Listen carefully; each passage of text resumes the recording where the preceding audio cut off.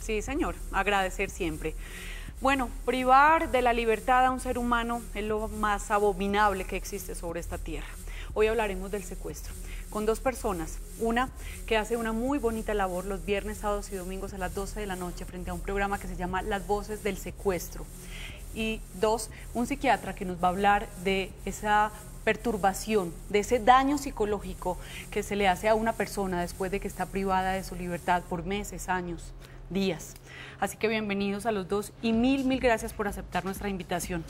Gracias. Doctor, eso es una situación terrible para cualquier ser humano, verse en unas condiciones nefastas, en unas condiciones que no son aptas ni siquiera para un animal. Pues imagínense todas las cosas que van pasando por la mente en ese momento. Así es, en ese momento, Diana, puede haber dos cuadros clínicos. El uno es el trastorno de estrés postraumático y el otro es el síndrome de Estocolmo. Enamorarse de sus Enamorarse de captores. alguno de los captores que los traten bien, ¿no es cierto? Se identifican.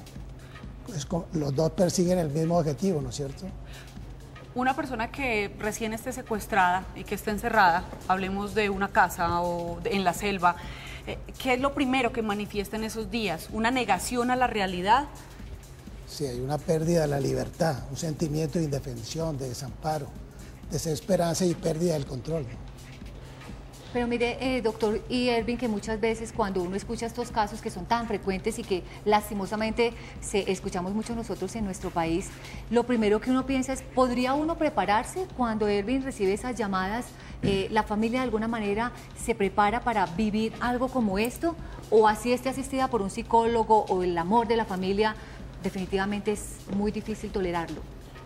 A ver, para muchas familias, en una época yo encontré casos de entornos familiares que se prepararon para, si tenían a alguien secuestrado, no pagar, por ejemplo. Se prepararon ¿Funcionaba? para no negociar, se prepararon para no ceder ante el chantaje de los secuestradores. Pero en el momento que enfrentaron esa realidad, fue tan difícil que se encontraron con un choque que incluso terminó fracturando esa unión familiar, porque vieron que definitivamente estaba por encima el sentimiento de familia que el dinero, que las condiciones económicas. Entonces, funciona siempre y cuando esas familias tengan unos lazos muy fuertes y donde adicionalmente al pacto que ellos hagan entre familia, haya un profesional que les oriente en el momento de enfrentar esa realidad. Eso es lo más importante. Ervin Hoyos es el director de este programa Las Voces del Secuestro. Yo creo que cada uno de los secuestrados que están en Colombia, esos son los mensajes que siempre ellos esperan todos los fines de semana. Yo creo que allá cuando están encerrados no hay ni hora, ni espacio, ni lugar. Simplemente ellos están esperando un mensaje de aliento de su familia. Esto para ustedes es muy gratificante, saber que al menos un granito de arena aporta. ¿Cuánto lleva con esto y qué historias han sido muy representativas, Ervin, para usted? Bueno, el programa inició cuando yo fui secuestrado. A mí me sacaron las FARC y los estudios de Caracol, me rescató el ejército. Entonces, digamos que en esos 17 días de secuestro que tuve, se dieron todos los matices del secuestro, ¿sí? Una toma a la fuerza sorpresiva. ¿Cuánto tiempo estuvo? 17 días. Luego me llevaron en un vehículo 5 horas hasta la zona de Ataco, Tolima. De ahí caminar 17 días en medio de la persecución del ejército. Mataron 5 guerrilleros durante esos 17 días persiguiendo para rescatarme. Luego se da un combate en el proceso de rescate de casi 4 horas a la madrugada hasta que fui rescatado ya por el ejército. En ese secuestro hubo todas las condiciones que se le dan a los secuestrados durante tantos años, que es literalmente la física tortura. Yo perdí mis zapatos, vivía con zapatos de oficina, se me rompieron, entonces me hicieron caminar sin zapatos. Uy. A las 4 horas empecé a desgarrarse las uñas, entonces terminé con los pies sin uñas. O sea, perder las uñas es algo que nadie dimensiona el dolor y sobre todo la condición en la que uno se pone cuando se infecta. Al tercer día ya el cuerpo es con fiebre, temblando y sin comer. Y esas condiciones son muy difíciles. Yo por eso, yo siempre digo, yo estando secuestrado en 17 días le pedí a ellos que me mataran 3 veces. Por eso yo admiro tanto a los que han durado 10, años, porque es 12, que dice, 14 años. yo digo, si yo pedí en 17 días que me mataran 3 veces y no era desafiándolos, era un favor, era solicitándoles, yo ya no quería sufrir más. Entonces, a mí me marcó tanto eso, el doctor que es psiquiatra lo va a entender, que yo hoy en día en el carro ando con botas por si me llegan a volver a secuestrar, que me lleven, pero que no me lleven sin zapatos, o sea, ando con unas botas. Yo quiero preguntarle al doctor Eduardo Miranda, ¿qué pasa con una persona que ha estado durante muchos años, hablemos un ejemplo de 10 años, 12 años secuestrado, sale a la libertad? ¿Cómo queda mentalmente? El paciente queda fracturado psicológicamente. Hay un antes y un después. Le toca a uno como psiquiatra hilvanar, tejer esas dos identidades, la antes y después. El paciente queda destrozado.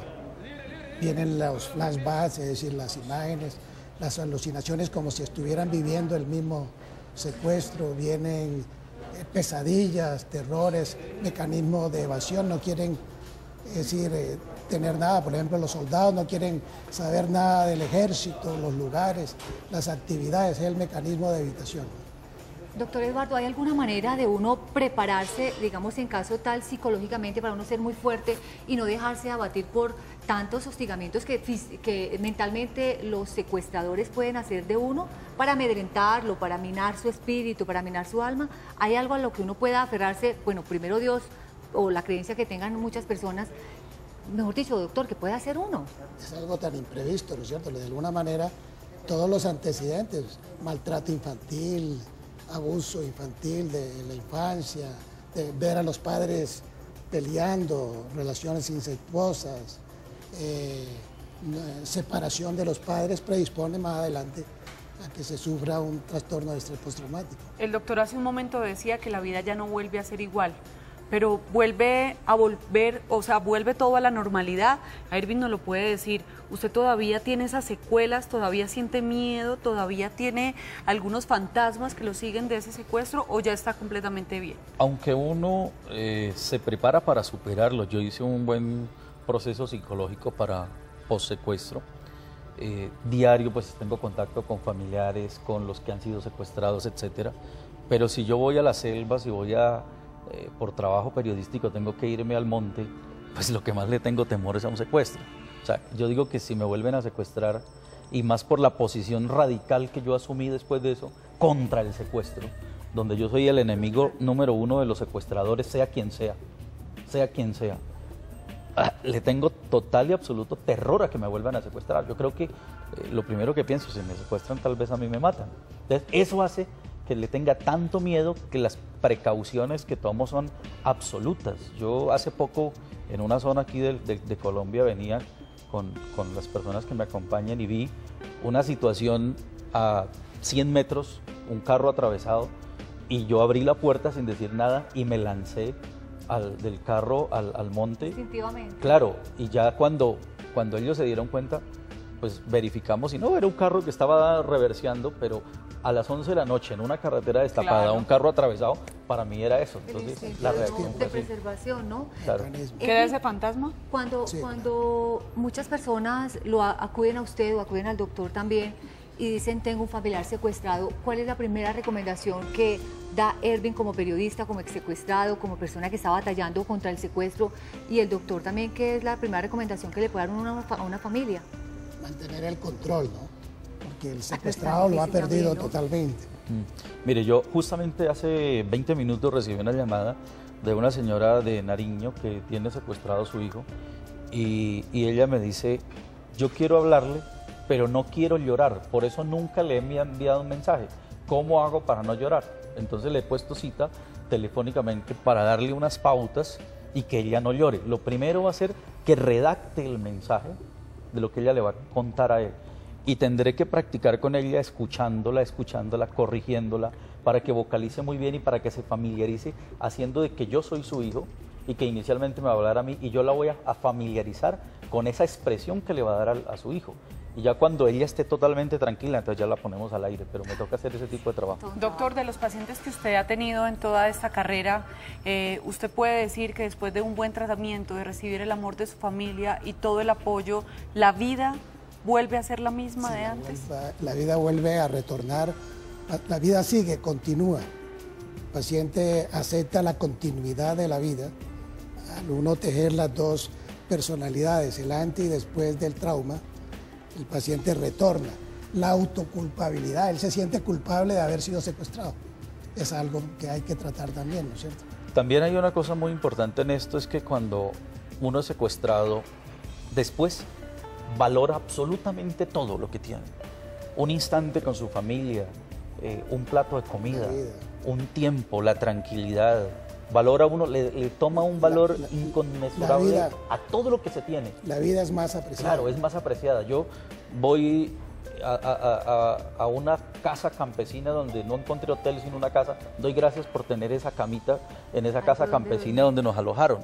Antes uno decía, no, pues no me quedo aquí, me voy lejos a buscar otro. O sea, se vuelve, yo creo, y a todos nos ha pasado, yo creo que las condiciones de humildad se nos salen, se nos afloran y todos empezamos a ser más humanos. No justifica eso, que ahora para uno ser mejor persona tiene que ser secuestrado, no, pero sí le queda una lección de vida.